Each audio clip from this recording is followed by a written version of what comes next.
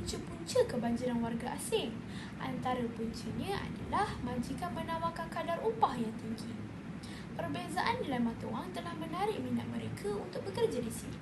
Sebagai contoh, mereka dapat memperoleh 2 kali ganda gaji daripada mereka bekerja di negara asal. Mustahillah ini tidak dapat menarik mereka untuk bekerja di negara kita.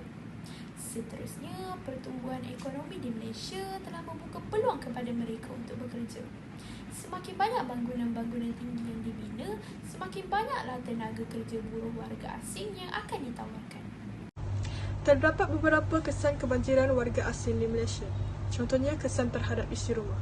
Kadar pengangguran warga tempatan bertambah kerana dimonopolikan warga asing. Oleh itu, berlakunya persaingan dalam ekonomi di antara warga tempatan dan warga asing. Pekerja tempatan perlu lebih komited bekerja untuk bersaing dengan warga asing. Pekerja tempatan juga terpaksa berkongsi kenderaan awam dengan pekerja asing. Contohnya seperti bas, teksi dan LRT. Kesan terhadap kerajaan pula, hubungan Malaysia dan negara lain boleh terjejas jika kerajaan mengambil langkah untuk berhenti mengambil pekerja asing.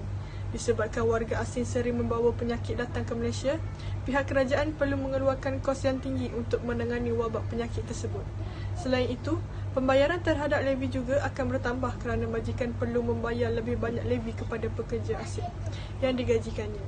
Hal ini menyebabkan peningkatan kadar inflasi dan kenaikan harga barang atau perkhidmatan. Levy dapat memberi kesan positif kepada kerajaan, contohnya dapat mempercepatkan proses pembangunan negara dan kadar pertumbuhan ekonomi meningkat. Manakala, kesan negatif pula adalah aliran wang keluar semakin bertambah dan negara sukar mencapai negara maju.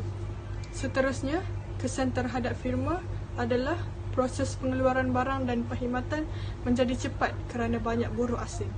Selain itu, upah yang ditawarkan lebih murah berbanding mengambil buruh tempatan.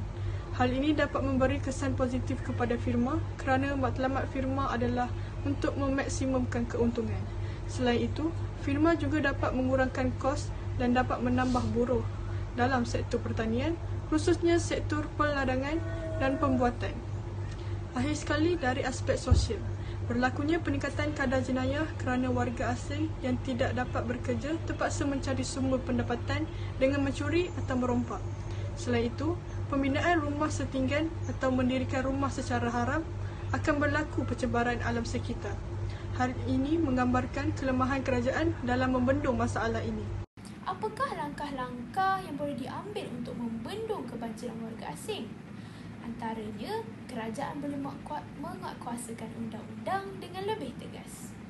Mereka boleh mengeluarkan permit pekerjaan dan tamatkan permit tersebut setelah mereka habis bekerja dan menghantar mereka pulang ke negara asal. Apakah langkah-langkah yang boleh diambil oleh kita? Antaranya, majikan boleh mengutamakan pengambilan warga negara dalam sektor pekerjaan.